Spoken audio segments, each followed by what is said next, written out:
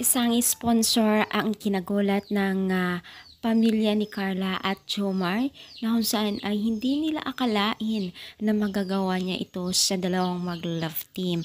Ano nga ba ito? So bago natin ipagpatuloy ng ating pag-support today's video, kung bago ka pa lang sa aking channel, please subscribe po, like, and pakit na rin po natin guys ang notification bell upang ma-update po tayo tuwing ako may nag-upload patungkol sa Team Kalingap. And please support po natin ang buong Team Kalingap, lalong-lalo na po kila Kalingap Rab at Kuya Bat.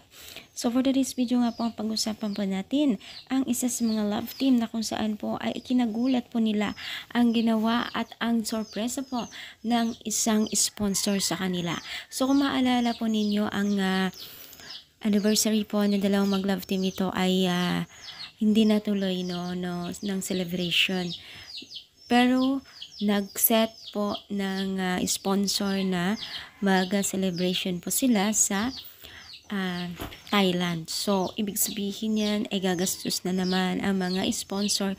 At take note ha, ang laki rin po ang kanilang pera na ibibigay na baon ng dalawang mag-love team. O, diba? Saan ka makakakuha niyan? Saan ka makakagilap ng magbibigay sa iyo ng hindi mo kaano-ano? Sample pa lang ito ng isa sa mga sponsor o mga sponsor ng dalawang mag-love team na ito, na hindi talaga akalain ng lahat na ito ay magkakaroon sila ng ganitong klaseng pagdiriwang. Nako, minsan lang to o bibihira lamang ito mangyari sa ating buhay. Kaya naman po, samantalahin na itong si Jomar at Carla na maging maayos at katanggap-tanggap ang kanyang lang ginagawa.